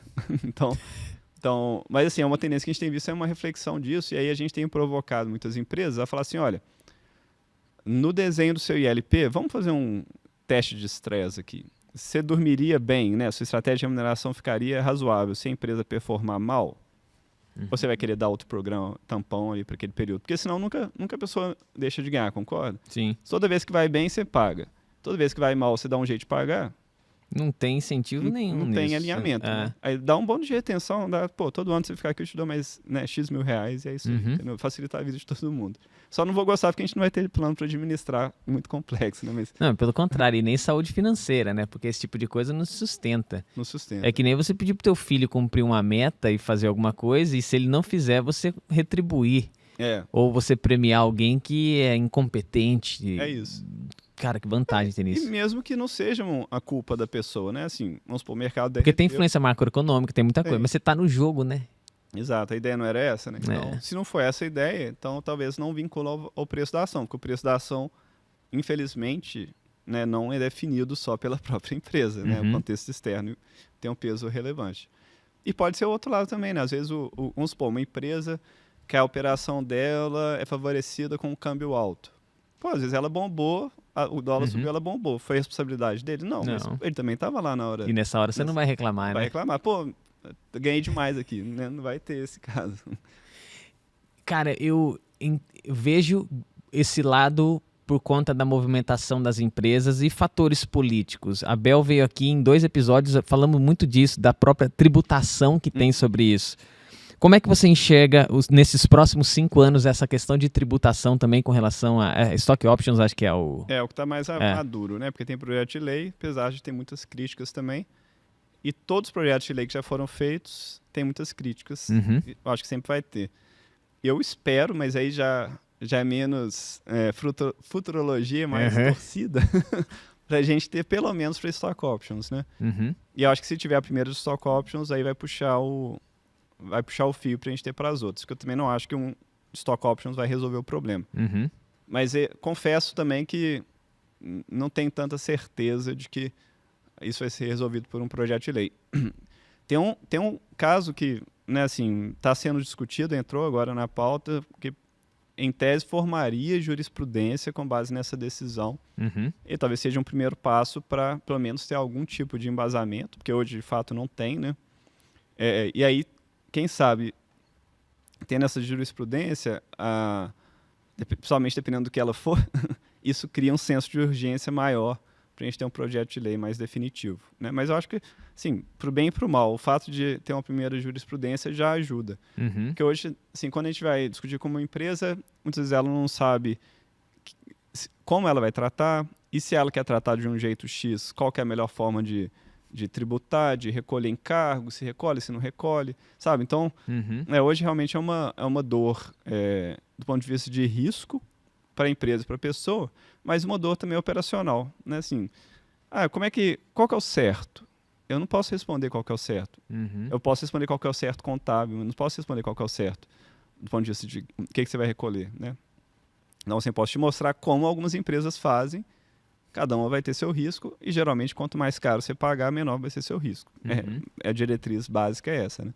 Quanto mais você der dinheiro para o fisco, menos ele vai querer te encher o saco, né? E quanto menos você recolher, maior a chance de te encher o saco. E aí você vai pensar quais são os seus critérios aqui de defesa, né? E vai o trabalho da Bel, né? E de outros super competentes e de outros escritórios também, né? Que podem ajudar nisso. Mas eu acho que o grande problema é que isso é uma variável de decisão importante para a escolha do modelo, isso é uma variável de gestão relevante, e aí a gente não tem ainda muito onde pisar. Onde pisar talvez a gente comece a ter agora, não pelo projeto de lei, mas por uma jurisprudência que deve sair. É curioso isso, né? Porque do ponto de vista de impacto na arrecadação, não é... Você disse o número de programas que existem, né? Então você não tem um número gigante disso.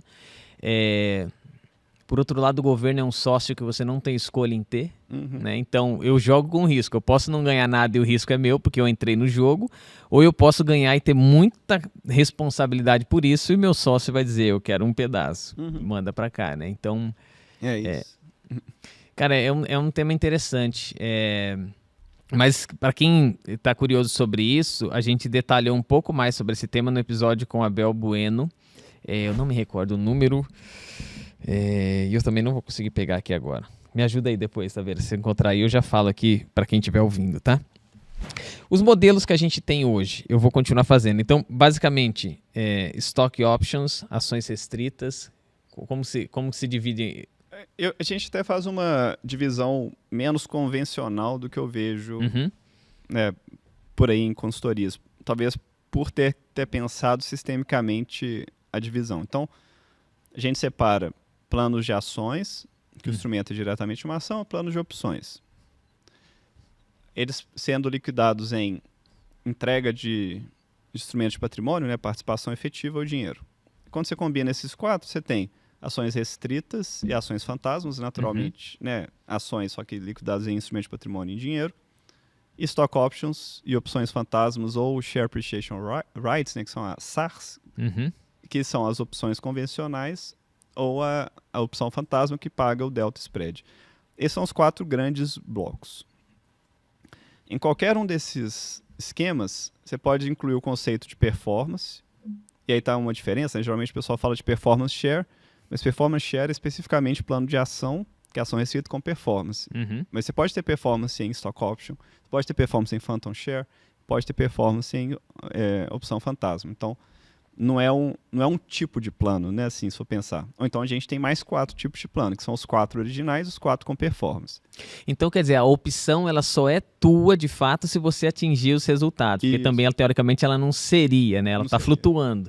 Então, a opção são 2 passos até, né? Porque, assim, para você ter a opção, você tem que cumprir as condições de vesting. Pode ter a condição de tempo, que é o clássico, pode ter condição de performance. E pode ser e ou, né? E é engraçado, pode ser a condição de performance, pode ser a abertura de capital. E tem muito até assim, né? Então, você tem que ficar aqui tanto tempo. E se a gente abrir capital? Se não abrir capital, você tem que esperar. Não é sua opção. Se você sair, você perde. Entendi. Esse é um jeito de desenhar. E aí, a opção é sua, só que você ainda não tem ação, né? Porque você vai poder comprar a ação pelo preço de exercício. Então, tem esses 2 marcos que às vezes o pessoal faz confusão. Mas além da performance, você tem outra variável de desenho, que é o matching.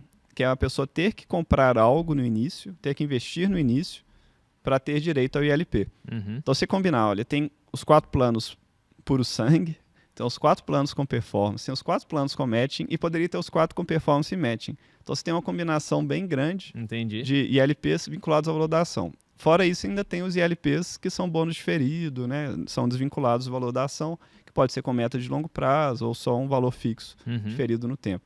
Então, você colocar todas essas combinações, dá mais ou menos uns 20 tipos de plano. Então, eu acho mais fácil organizar daquele jeito que eu falei, né? Com a lógica meio cartesiana, né? São basicamente 4 tipos principais com opcionais e um 5º tipo que são planos em dinheiro sem valor de ação envolvido. O percentual que se aplica no mercado, assim, com matching faz muito sentido porque também tem pele em jogo, certa, quer dizer, eu coloco minha parte, a empresa coloca um por um ou pode mudar? Mais comum é 1 por 1, mas pode mudar. Já vi casos 2 para 1, meio para 1, 3 para 1, mas mais comum é 1 para 1. 1 para 1. Se é ações, né? Se é opções, como a opção vale menos que a ação, eu já vi mais ou 2 para 1. Então, assim, cada ação você ganha 2 ou 3 opções. Entendi. Isso eu já vi. Mas quando é ação, mais comum é 1 para 1. E no caso de ação, da opção, como é que ficaria? Porque, teoricamente, 2, 3 para 1.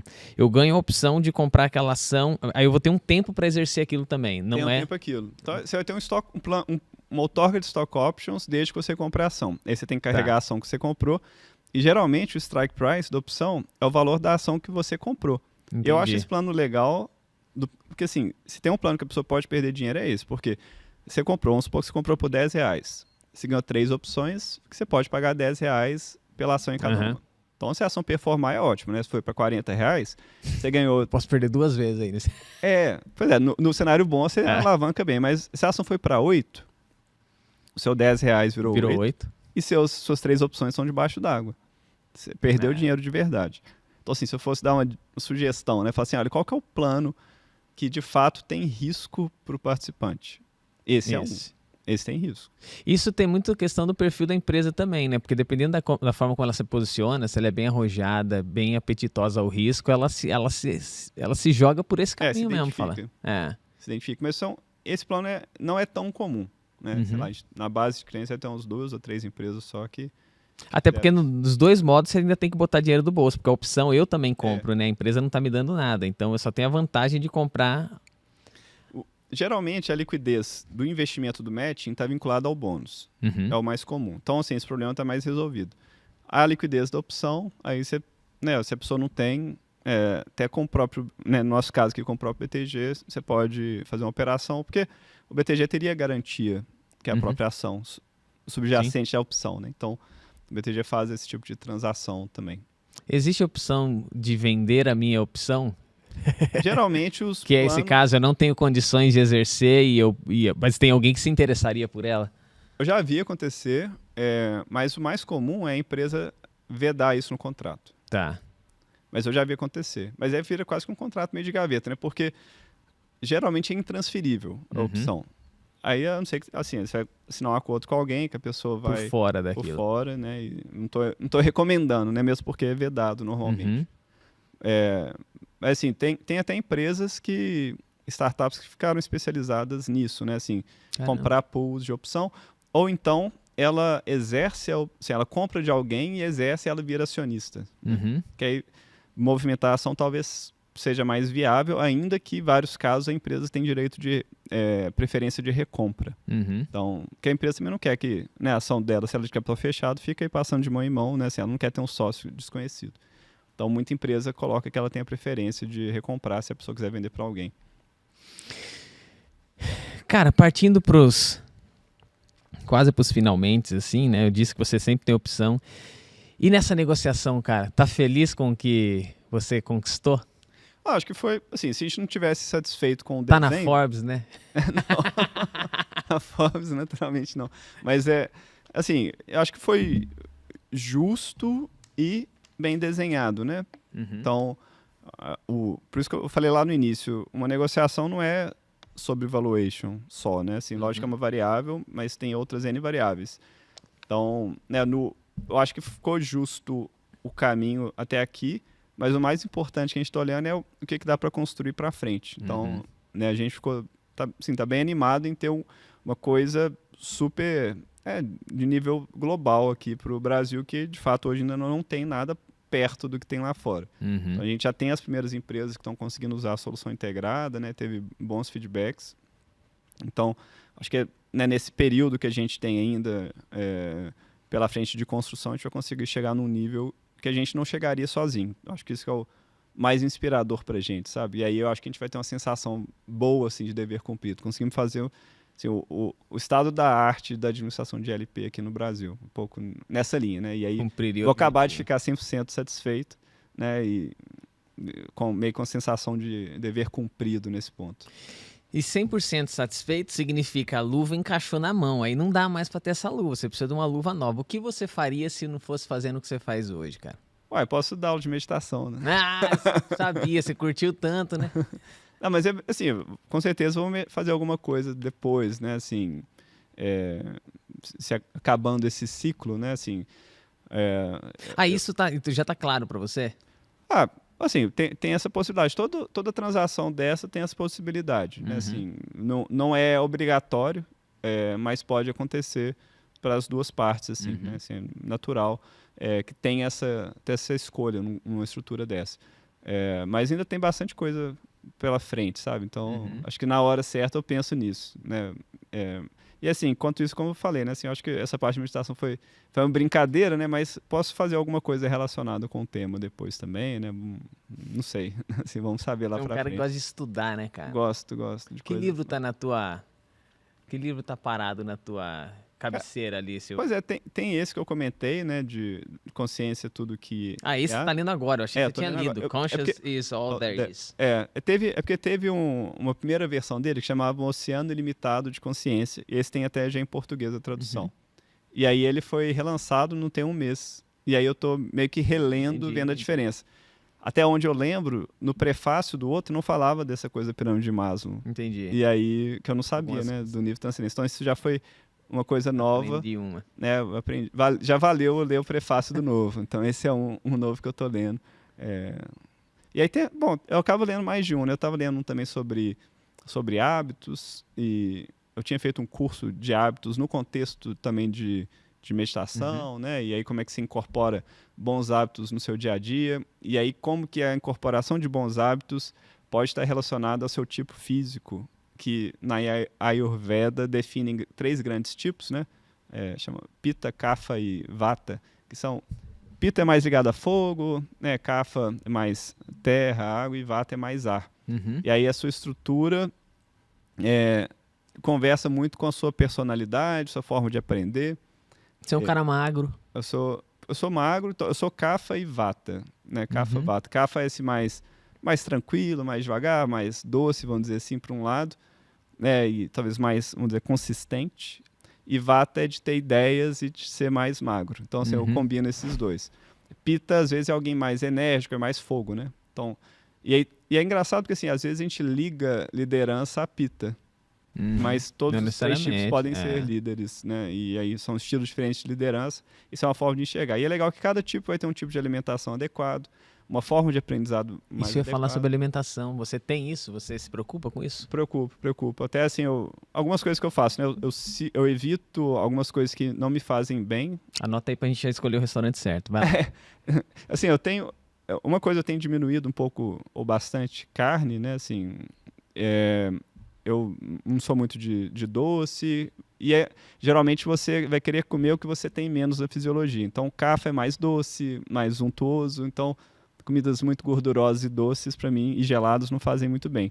Para mim, bom são coisas quentes, pimentadas, e aí eu me contrabalanceio colocando mais pita dentro de mim, né? E isso é muito interessante, porque quando você acumula algo que você já tem muito, isso vai gerar um desequilíbrio, e isso desencadeia em doença, né? Então, a fonte da doença, na verdade, é um desequilíbrio fisiológico. E aí é legal conversa com a história da meditação também, que é a mesma origem. Ayurveda, né? Vem dos Vedas também. Isso que eu ia falar, meditação. Quando o cara faz o curso da meditação, ele vai aprender sobre a questão de... Não, assim, a meditação transcendental é uma técnica específica. Você também pode aprender Ayurveda, vão ter cursos especialistas em Ayurveda, tem especialistas em outras tecnologias do conhecimento védico, né? E todos têm esse benefício de expansão da consciência.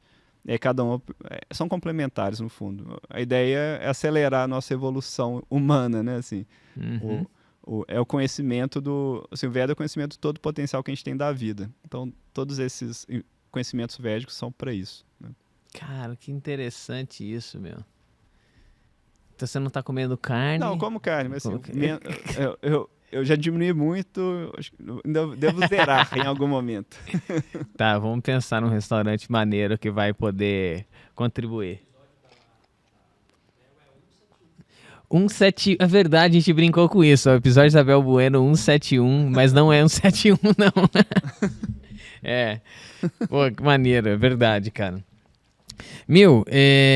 Cara, eu separei coisas que a gente poderia fazer uma conversa, tem espaço para muitas outras, assim, mas obrigado por você estar aqui com a gente. Eu que agradeço o convite. Espalhando a tua missão, que é de fato tornar essa comunidade de LP maior, mais forte, muito bem informada. E tem algo que você veio para falar que eu não te perguntei? Agora é o momento. Não, acho que a gente passou por tudo, né? Basicamente agradecer o convite, né? Acho que é legal ver, né? Assim, a gente falou, acho que uns 4 anos atrás, e as mudanças todas que aconteceram, né? Acho que é legal falar de novo. Tem essa questão da sociedade com BTG, né? Ter virado professor de meditação também como uma ação adicional. 3 filhos de lá pra cá. Pois é, cara. Vamos lá, eu anotei, né? São 2 meninas e um menino. Isso. A menina fez 4 anos ontem, o menino fez 2 anos em agosto e a mais novinha nasceu em julho. Então dá uma escadinha de quase 2 em 2 anos. Que legal, cara. Meu filho é de 8 de setembro. Ah, é? 9. Minha é 9, Minha 9. O mais novo. Que beleza, hein, cara. Eles te assistem assim ou não? Não tem. Eles sabem o que você faz? Não, você sabe que eu trabalho. É isso que eu... E sabe que eu medito. Então, minha esposa também medita, então cada hora tá um meditando pro outro, fica com ela. E o papai tá meditando, o papai tá trabalhando, são as frases principais. E o papai foi fazer exercício, né? Fui na academia, alguma coisa. Basicamente as coisas que eu faço. Nunca perguntaram o que você faz, assim, é trabalhar e acaba por aí. Por que você diria, aliás, se eles perguntassem? Acho que eu falaria que eu ajudo as empresas a pagar bem, né? Remunerar de forma adequada quem trabalha para elas, né? Hoje eu falaria isso. Que legal, cara. Que legal. Você sabe que eu tenho uma que... eu falo assim, cara, se a gente não souber explicar pra avó nossa o que a gente faz, pelo menos os caras de vendas eu cobro muito. Então você esquece que você não vai vender, né? Então, pô, como que minha avó vai entender? Cara, se vira. Se você conseguir fazer a tua avó entender o que você faz, pô, você vai vender pra quem aparecer na sua frente. Gostei da tua definição, cara. Um cara que cabe muito bem pra um cara de remuneração. Acho que cabe. Qual foi o episódio que a gente fez, tá vendo aqui? A mãe fala, meu pai é o pagador de... Tem um aqui. Foi, acho que o dele. A thumb do episódio é a filha, é a mensagem do filho. Aqui, o escolhedor de salários. Foi, exatamente. O episódio. Pô, isso foi muito maneiro que conta essa história lá. Foi o Rafael Almeida, filho dele. Falou, por que meu pai é? Ele falou assim, cara, meu pai é o escolhedor de salários. Eu falei, cara, que consciência, meu. Pô, não é fácil fazer um negócio desse, não. Daniel, obrigado, cara. Obrigado. Se você curtiu, senta o dedo no like, compartilha. Compartilha o episódio do Guru de LP brasileiro. Até o próximo, tchau. Valeu.